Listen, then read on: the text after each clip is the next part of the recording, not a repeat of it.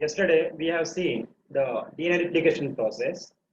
During DNA replication process, as we know that the DNA replication process, it follow the path of semi-conservative DNA replication. DNA replication इस process में जो daughter DNA formation होता है वह semi conservative DNA replication process के द्वारा होता है। सेमी कंजर्वेटिव डीएनए रिप्लिकेशन क्या होता है?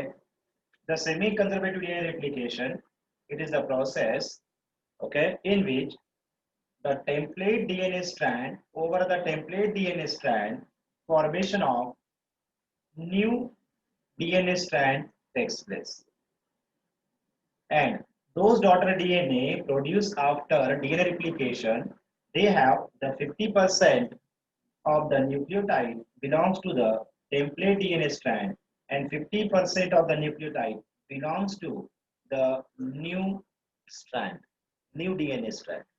Okay, so इसी को कहते हैं semi conservative. Semi means half. The half portion of the DNA, okay, the half portion of the DNA it get conserved, while over the template DNA new strand formation taking place. So इसे हम semi conservative DNA replication process कहते हैं। इसी को हम क्या कहते हैं? Semi conservative DNA replication process कहेंगे। ओके, साइलेंट मोड पे। ओके, हाँ, सो अगला पॉइंट। सो यह जो semi conservative DNA replication process है इसके बारे में किसने बताया? Okay, as we know that the model of DNA were composed by Watson and Crick. Watson and Crick इन्होंने DNA का जो मॉडल है उसे कंपोज किया था और 1953 में, और इसी के लिए उन्हें नोबेल प्राइज से सम्मानित भी किया गया था। ओके, देन इसके बाद वैटसन एंड क्रिक इन्होंने एक और पॉइंट बताया, वह कौन सा था? According to Watson and Crick, okay, उन्होंने बताया we have postulated the complementary strand, okay, we have postulated that the two strands of DNA are complementary to each other, and the property of copying of this double stranded DNA into daughter DNA, it is hidden inside the complementary principle. यानी DNA की जो double strand होती है, parent DNA की जो double strand होती है, उसे उसमें जो complementary base pair Watson and Crick जो बेस पेयर है, वैटसन एंड क्रिक इन्होंने जिस बेस पेयरिंग को बताई, purine is base pair with pyrimidine, ये जो complementary base pairing Watson and Crick इन्होंने बताई थी उसे हम Watson and Crick base pairing भी कहते हैं। उसे हम क्या कहते हैं? Watson and Crick base pairing भी ऐसा इसे कहा जाता है। और इस बेस पेयरिंग में जो प्रिंसिपल होता है A to T and G to C, यह प्रिंसिपल होता है, इसे हम कॉम्प्लीमेंट्री बेस पेयर कहते हैं। और इसी के वजह से जो दो स्ट्रैंड होती है डीएनए की वह एक दूसरे की कॉम्प्लीमेंट्री होती है। ओके, एक दूसरे की कॉम्प्लीमेंट्री, ना कि आइडेंटिकल। और इस कॉम्प्लीमेंट्री स्ट्रैंड में ही डीएनए की कॉपिंग मैकेनिज्म छुपी हुई है according to Watson and Crick, और उसे जो है इमीडिएटली उस कंसेप्ट को हम आगे बताएंगे, ऐसे उन्होंने कहा था। मगर ये जो डीएनए रिप्लिकेशन प्रोसेस है इसका जो एक्सपेरिमेंटल प्रूफ दिया था वह थे स्टाल एंड मैसेल्सन।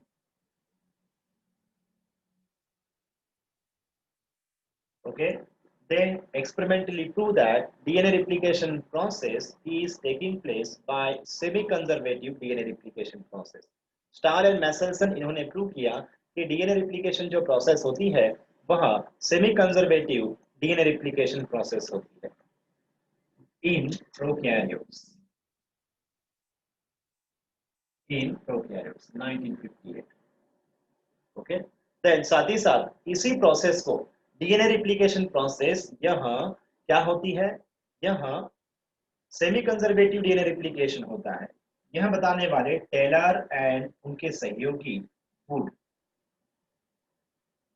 इन्होंने भी बताया था, और इन्होंने जिस ऑर्गेनिज्म का इस्तेमाल किया था, एक्सपेरिमेंटल ऑर्गेनिज्म का इस्तेमाल किया था, वह यूकैरियोटिक ऑर्गेनिज्म था जिनका नाम है बीसिया फैबा, फैबेसी का member Vicia faba bean, Vicia bean. Okay, और जिस प्रोकैरियोट का इस्तेमाल किया गया था वह थी इशेशिया कोलाई बैक्टीरिया।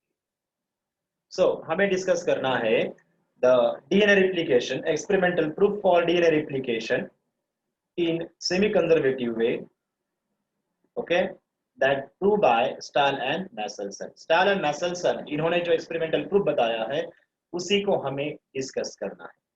ओके, सो इस एक्सपेरिमेंटल प्रूफ के बारे में हम डिस्कस करते हैं। ओके, सो क्या था, किस तरह से स्टाल एंड मैसेल्सन इन्होंने डीएनए रिप्लिकेशन प्रोसेस को बताया। ठीक है, किस तरह से यहाँ semi conservative DNA replication process होती है।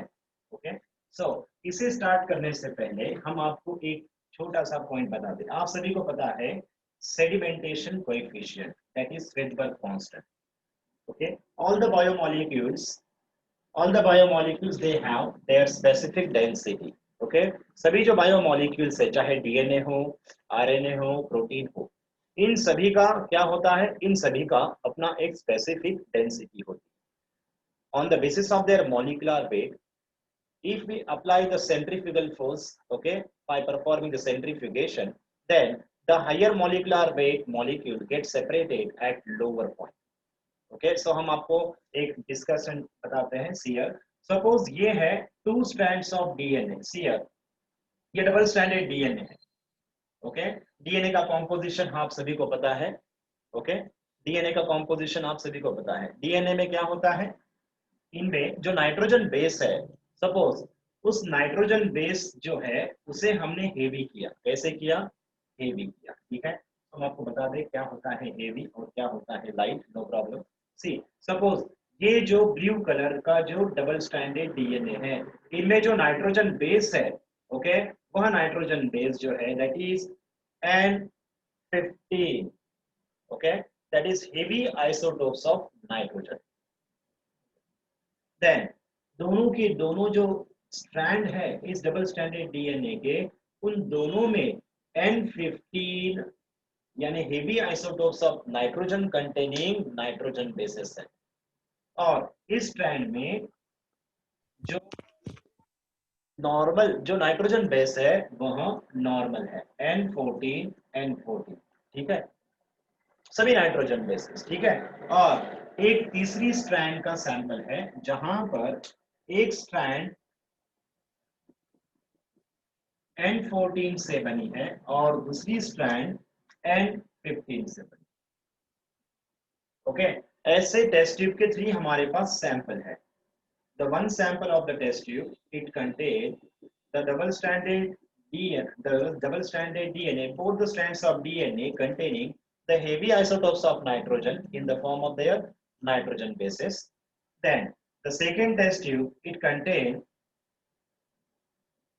both the strands of light chain, okay, in the form of N14 containing nitrogen base.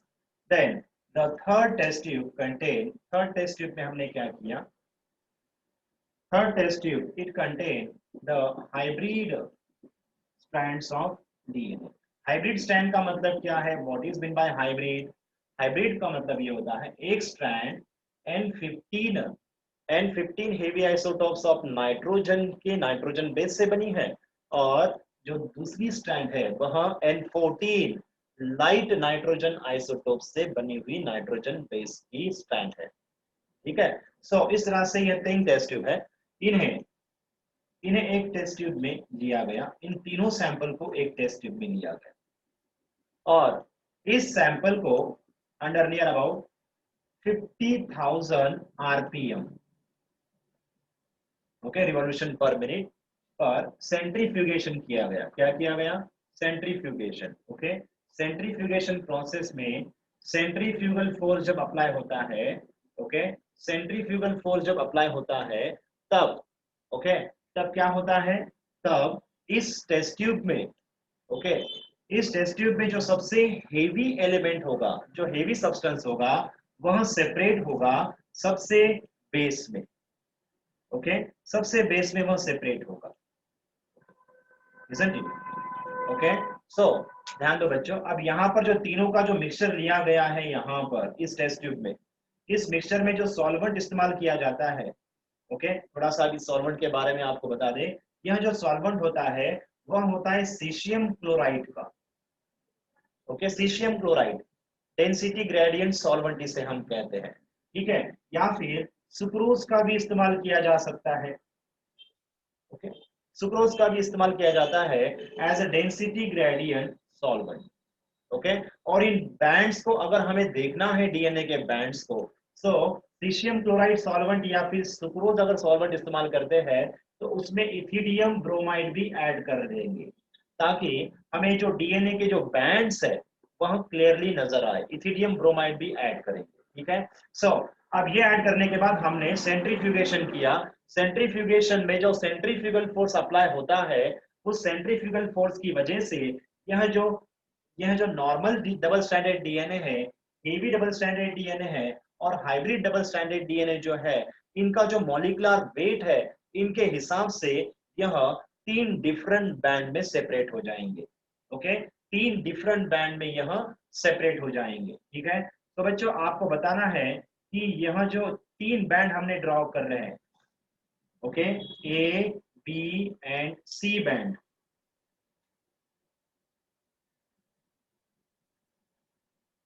Okay. So यहाँ पर जो हमने तीन बैंड ड्रॉ किए हैं, ए बी और सी बैंड, ठीक है। सो इनमें से ए बैंड जो है इन तीनों में से किस तरह के डीएनए की होगी, बी बैंड इन तीनों में से किस तरह के डीएनए की होगी, और सी बैंड किस तरह के डीएनए की होगी, क्या बता सकते हो? A band, light. Okay, A band light होगी, okay, then B band, hybrid. Okay, B band होगी hybrid, then C band, heavy. Okay, heavy होगी, क्योंकि जब सेंट्रीफ्यूगल फोर्स अप्लाई होता है तब जो ज्यादा हेवी होता है उस पर ज्यादा फोर्स अप्लाई होगा और वो सबसे लोअर मोस्ट सेपरेट होगी। जो सबसे लाइट बैंड होगी उस पर सेंट्रीफ्यूगेशन के समय less force centrifugal force apply होगा और वह सबसे अपर मोस्ट लेयर पर सेपरेट होगी। और जो मीडियम जिनका डेंसिटी है, मॉलिक्यूलर वेट है, जैसे हाइब्रिड स्ट्रैंड, वह हेवी और लाइट दोनों के बीच में सेपरेट होगी, ओके। सो इस तरह की सेंट्रीफ्यूगेशन प्रोसेस को हम कहते हैं density gradient, sir yes, density gradient centrifugation, इसे हम डेंसिटी ग्रेडियंट सेंट्रीफ्यूगेशन प्रोसेस कहते हैं। Let us discuss about the experimental proof for semi-conservative DNA replication. Okay, जो स्टाल एंड मैसेल्सन इन्होंने जो एक्सपेरिमेंटल प्रूफ बताया है, ओके, मैसेल्सन एंड स्टार, इन्होंने जो एक्सपेरिमेंटल प्रूफ बताया है, इस एक्सपेरिमेंटल प्रूफ को सेमी कंजर्वेटिव डीएनए रिप्लिकेशन कैसे होता है, यहाँ जो प्रूफ बताया है उसके बारे में देखते हैं इन्होंने किस तरह से एग्जामिनेशन किया, उसे एग्जामाइन किया, ओके, उस एक्सपेरिमेंट को परफॉर्म किया, ओके। अभी थोड़ी देर पहले हमने आपको, okay, heavy strand, light strand और हाइब्रिड स्ट्रैंड इनके बारे में बताया, ठीक है। हेवी स्ट्रैंड यानी क्या होती है, both the strand are both the strand containing heavy isotopes of nitrogen, उसे हम हेवी स्ट्रैंड कहेंगे। लाइट स्ट्रैंड नॉर्मल N14 अगर नाइट्रोजन बेसेस होते हैं तो वह लाइट स्ट्रैंड कहलाएगी। और हाइब्रिड स्ट्रैंड यानी क्या होगा, हाइब्रिड स्ट्रैंड यानी डबल स्ट्रैंड में से एक स्ट्रैंड लाइट स्ट्रैंड होगी और दूसरी डीएनए की स्ट्रैंड हेवी होगी, और यह डबल स्ट्रैंड जो कहलाती है हाइब्रिड स्ट्रैंड कहलाती है, क्या कहलाती है, हाइब्रिड स्ट्रैंड कहलाती है, ओके। सो इसी को डिस्कस करते हैं sir. So Michelson and Stahl experimental proof for semi-conservative DNA replication process। अब स्टार एंड मैसेल्सन इन्होंने इस एक्सपेरिमेंटल प्रूफ के लिए क्या किया, Meselson and Stahl they grow the Escherichia coli bacteria in nutrient medium, that nutrient medium containing the heavy isotopes of nitrogen, okay, ammonium chloride, okay, heavy isotopes of nitrogen N15 ammonium chloride, it is taken in this test tube. Okay. और ये जो nutrient medium है, इस nutrient medium में इस्चेरिशिया coli को grow किया। इस nutrient medium में different different sugars, amino acids, okay, minerals, nutrient सभी चीजें हैं। मगर जो नाइट्रोजन का जो सोर्स है, what was the nitrogen source used for culturing Escherichia coli in the test tube? The heavy isotopes of ammonium chloride. Okay, यह इस न्यूट्रिएंट मीडियम में इस्तेमाल किया गया था। और यह जो इस्चेरिशिया कोलाई है, यहाँ इस न्यूट्रिएंट मीडियम में कई कई घंटों तक इसे ग्रो किया, जब तक के दोनों के दोनों जो स्ट्रैंड होते हैं इस्चेरिशिया कोलाई के, वह N15 heavy isotopes of nitrogen के ना हो जाए तब तक।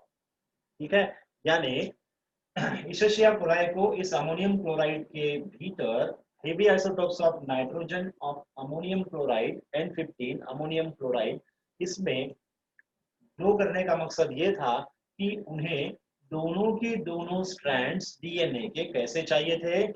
हेवी स्ट्रैंड चाहिए थे। कैसे चाहिए थे? Heavy strand. ओके, सो बच्चों N14 और N15 इसमें से हेवी आइसोटोप्स कौन होगा? N15, ओके, और नॉर्मल आइसोटोप्स N14। ठीक है, मींस N715 एंड N714, इनमें से N714 नॉर्मल आइसोटोप्स है नाइट्रोजन का, और N15 हेवी आइसोटोप्स है। It is not the radioactive isotopes, ये रेडियोएक्टिव आइसोटोप्स नहीं है ये। ओके, सिर्फ मॉलिक्यूलर वेट हाई है इनका, और ये हेवी आइसोटोप्स है। Okay, N15 is the heavy isotope, not the radioactive isotope. यहाँ क्वेश्चन भी पूछा जा सकता है। ठीक है, सो Stahl and Meselson, they do not use the radioactive isotopes, they use the heavy isotopes of nitrogen, okay, in the form of ammonium chloride, normal ammonium chloride and N15 ammonium chloride। और इस N15 ammonium chloride वाले nutrient medium में E coli को तब तक grow किया गया जब तक के उस इकोलाई के मैक्सिमम जनरेशन वहां पर कवर किए गए, उस कल्चर मीडियम में ग्रो होने दिए कई घंटों तक। और फिर ये क्यों होने दिया? क्योंकि उन्हें चाहिए था both the strands of E. coli should contain heavy strands of the DNA, that is N15 strands of the DNA। अब N15 strands of the DNA कैसे बनेगा? क्योंकि ये जो अमोनियम क्लोराइड है, ओके, यहाँ जो अमोनियम क्लोराइड है, यहाँ इस नाइट्रोजन बेस प्यूरिन और पिरिमिडिन जो होते हैं, ओके, जहां पर नाइट्रोजन बेसिस प्यूरिन और पिरिमिडिन जो होते हैं, वहां N15 हो चुके हैं। समझ में आया? क्योंकि nitrogen source heavy isotopes of ammonium chloride इस्तेमाल किया गया, जिस वजह से जो नए न्यूक्लियोटाइड जो फॉर्म होंगे, जो नए नाइट्रोजन बेस फॉर्म होंगे, वह सिर्फ और सिर्फ हेवी आइसोटोप्स वाले ही फॉर्म होंगे। और जो डीएनए स्ट्रैंड बनेगी इस तरह के हेवी नाइट्रोजन बेस से, वह डबल स्ट्रैंड जो बनाएंगे वह भी हेवी स्ट्रैंड वाले बनाएंगे। ओके, सो यह मकसद था उनका इस्चेरिशिया कोलाई को अमोनियम क्लोराइड में ग्रो करने के पीछे। ठीक है, सो अगला पॉइंट, नेक्स्ट पॉइंट इज, अब उन्हें इस तरह के इस्चेरिशिया कोलाई का कल्चर मिल चुका था जिनमें दोनों के दोनों स्ट्रैंड हेवी आइसोटोप्स के थे। उन्होंने इसका कंफर्मेशन कैसे किया? कि उन्होंने इस कल्चर मीडियम से डीएनए आइसोलेशन किया। कुछ बैक्टीरिया लेकर उनसे डीएनए आइसोलेशन। क्या किया बच्चों? DNA isolation. और इस डीएनए आइसोलेशन करने के बाद that DNA it is undergo the centrifugation process, density gradient centrifugation process किया गया। और करने के बाद उन्हें उन्हें जो बैंड मिली थी, वहां बैंड सबसे लोअर मोस्ट बैंड मिली, जहां पर के हेवी आइसोटोप्स ऑफ नाइट्रोजन की डीएनए वाली बैंड मिलती है। सो इस पर से उन्होंने कंफर्म किया कि इस इस्टेशिया कोलाई को, जिसने heavy isotopes of ammonium chloride है, जिसमें उन्होंने ग्रो किया था, वहां पर सभी के सभी जो बैक्टीरिया जो यहाँ पर पाए गए थे, उनमें सभी के सभी means near about more than 90% of bacteria they were containing the both the strands of heavy strands of DNA. Okay, so इस तरह से उन्होंने कंफर्म कर लिया कि इस कल्चर मीडियम में जो बैक्टीरिया है, उनके दोनों के दोनों स्ट्रैंड हेवी आइसोटोप्स के हैं। अब इसके बाद उन्होंने क्या किया, this culture medium it is transfer to, इस कल्चर मीडियम को उन्होंने ट्रांसफर किया कहां पर, normal N14 ammonium chloride containing nutrient medium में। Okay, normal ammonium chloride containing nutrient medium में इस कल्चर को क्या किया, इस कल्चर को ट्रांसफर किया। ओके, तो बच्चों एक बात आपको ध्यान में रखना है, अभी हम जो डीएनए स्ट्रैंड यहाँ ड्रॉ करेंगे, उसे हेवी को हम ऐसे ड्रॉ करेंगे, इजंट इट? ओके, ताकि हर बार ऐसे राउंड ड्रॉ करना मुनासिब नहीं होगा, ठीक है। और जो लाइट चेन होगी उसे हम ब्लू से इस तरह से करेंगे, और जो हाइब्रिड होगी या इंटरमीडिएट होगी उसे हम ओके ब्लू और यस ब्लू और ब्लैक ऐसे ड्रॉ करेंगे, ठीक है। सो चलिए, अब इन्होंने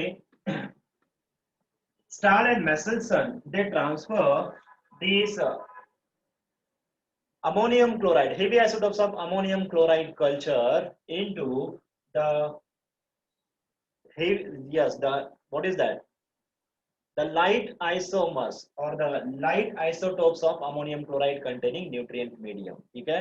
इस हेवी कल्चर को light okay normal ammonium chloride वाले कल्चर मीडियम में ट्रांसफर किया। ओके, करने के बाद देखो बहुत इंपॉर्टेंट है बच्चों, after 20 minute, okay, after first 20 minutes what they did, they had taken the small sample from these and isolated the DNA from these sample। okay, इस सैंपल से उन्होंने डीएनए आइसोलेट किया आफ्टर 20 मिनट। याद रखो बच्चों, after 20 minute.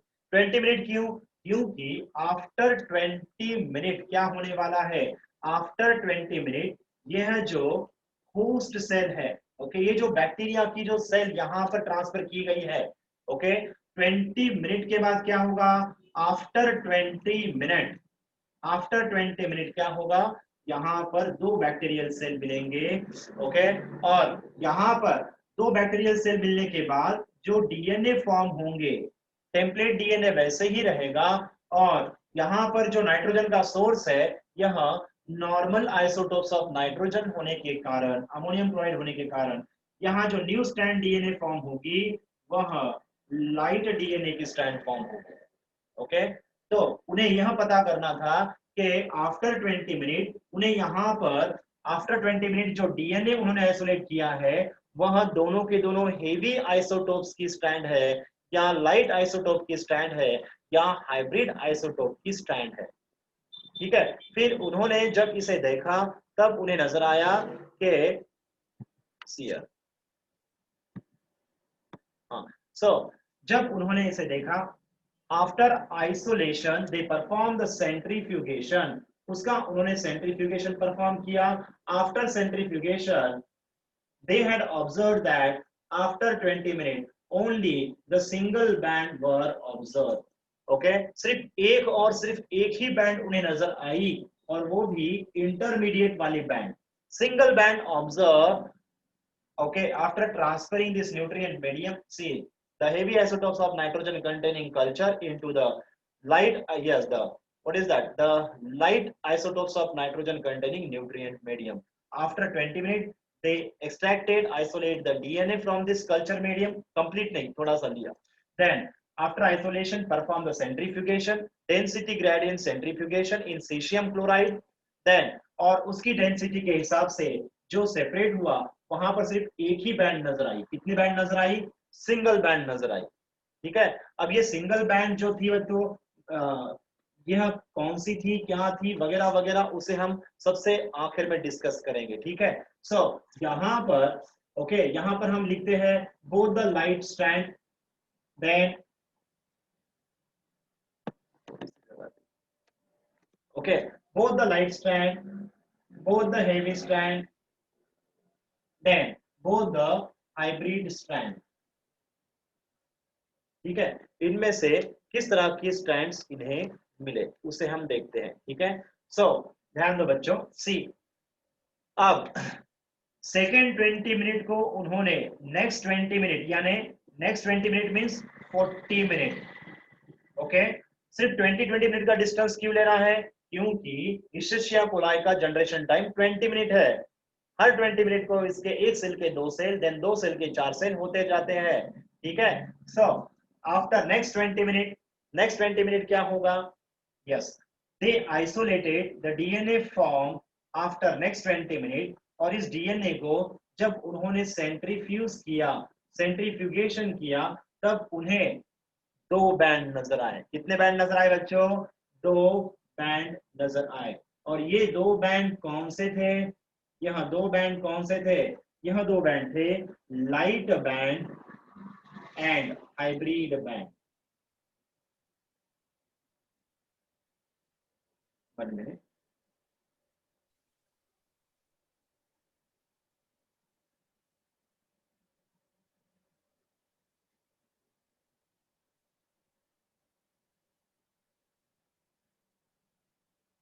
Okay, light band और hybrid band. Okay, then after this, after next 20 minute yani after next 60 minute, what they did, they isolated the DNA from this culture medium and perform the centrifugation. फिर इन्होंने फिर से centrifugation perform किया और centrifugation perform करने के बाद जो नेक्स्ट 20 मिनट है वहां पर उन्हें जो बैंड मिले वहां 2 ही बैंड थे. कितने बैंड थे? Only 2 band. Okay, isn't it? So कौन से 2 बैंड थे?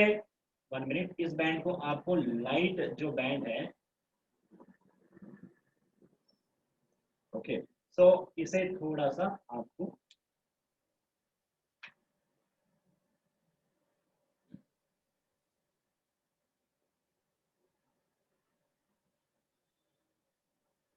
सभी बैंड को उन्होंने ऑलरेडी पहले से ही कंपेयर कर लिया था उन्होंने. ठीक है, कि हेवी स्ट्रैंड कहाँ आती है, लाइट स्ट्रैंड कहाँ आती है, वगैरह वगैरह. Okay, depending upon their density. Okay, which band will get separate eight which level, यह उन्हें पता था. ओके, फिर से next 20 minute after mean 60 minute उन्हें 2 ही बैंड नजर आए. फिर after 80 minute, okay, means after next 20 minute फिर से उन्होंने डीएनए आइसोलेट किया और डीएनए आइसोलेट कर सेंट्रीफ्यूगेशन किया और सेंट्रीफ्यूगेशन करने के बाद उन्हें फिर से सिर्फ और सिर्फ 2 ही बैंड मिले. कितने बैंड मिले बच्चों? सिर्फ 2 ही बैंड नजर आए. ओके, और इन 2 बैंड में सियर हर जनरेशन में जो लाइट बैंड का जो कॉन्सेंट्रेशन है वो बढ़ता जा रहा था. हर जनरेशन में लाइट बैंड का कॉन्सेंट्रेशन बढ़ता जा रहा था, मगर जो इंटरमीडिएट बैंड थी यानी जो हाइब्रिड बैंड थी उनका जो कॉन्सेंट्रेशन है जो था वही था, वह चेंज नहीं हो रहा था. ओके, सो इस तरह से हर जनरेशन में उन्हें 2 बैंड नजर आ रहे थे. ओके, सिर्फ फर्स्ट जनरेशन में 1 बैंड नजर आई. उसके बाद हर जनरेशन में, सक्सेसिव जनरेशन के बाद सिर्फ 2 ही बैंड नजर आने लगे थे. अब देखो बच्चों, सी, अब यहां पर हम आपको बताते हैं. सी, फर्स्ट जनरेशन में क्या हुआ? सी, फर्स्ट जनरेशन में यहां पर अब हम इस बैंड को जो है, हम हेवी बैंड जो है उसे हम इस तरह से लेते हैं. ओके, आफ्टर फर्स्ट 20 मिनट ये हेवी स्ट्रैंड सेपरेट होने के बाद जो नॉर्मल न्यूट्रिएंट मीडियम है उस नॉर्मल न्यूट्रिएंट मीडियम का इस्तेमाल किया गया नाइट्रोजन बेस फॉर्म करने के लिए. और यहां पर 100% क्या मिले? 100% हाइब्रिड स्ट्रैंड मिले. 100%. ठीक है, सो हाइब्रिड स्ट्रैंड, इस वजह से फर्स्ट 20 मिनट को सिर्फ एक ही स्ट्रैंड नजर आई. और अगर सियर अगर हम यहाँ पर लाइट स्ट्रैंड कितने आए? 0. हेवी स्ट्रैंड कितने? 0. हाइब्रिड स्ट्रैंड कितने आए? 2. फर्स्ट जनरेशन में 2 बनेंगे.